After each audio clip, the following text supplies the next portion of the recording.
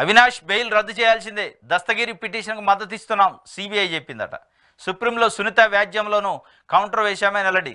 దస్తగిరి ఫిర్యాదు చేసేవారికి ఏం చేశారు? అవినాష్ బెయిల్ రద్దు చేయాలని సిబిఐ ఎందుకు కోరడం లేదు? తెలంగాణ హైకోర్టు సూటి ప్రశ్న. మాకంటే ముందే సునీత సుప్రీంకు, అందుకే మేము పిటిషన్ వేయలేదు. బెయిల్ షరతులన్నీ ఉల్లంఘించారు. శివశంకర్ రెడ్డి కుమారుడు జైలుకి వెళ్ళి దస్తగిరికి బెదిరింపులు సాక్ష్యాలున్నాయి. కేంద్ర దర్యాప్తు సంస్థ వివరణ, తదుపరి విచారణ 15కు వాయిదా.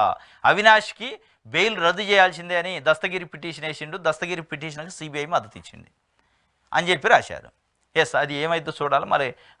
మళ్ళీ నెక్స్ట్ వాయిదా ఉంది. ఆ వాయిదా కల్లా మళ్ళీ ఏం చేస్తారంటే ఇదే ఈనాడు పత్రిక లేదు సిబిఐ మద్దతు ఇచ్చిందని ఇవాళ రాశారుగా. సిబిఐ నిరాసక్తత వ్యక్తం చేసింది. సిబిఐ బెయిల్ రద్దు కావాలని గట్టిగా అడగలేదు, అందుకే బెయిల్ రద్దు కాలేదు అంటారు. రేపు ఒకవేళ బెయిల్ రద్దు కాలేదనుకో సిబిఐ మీద తోతారు.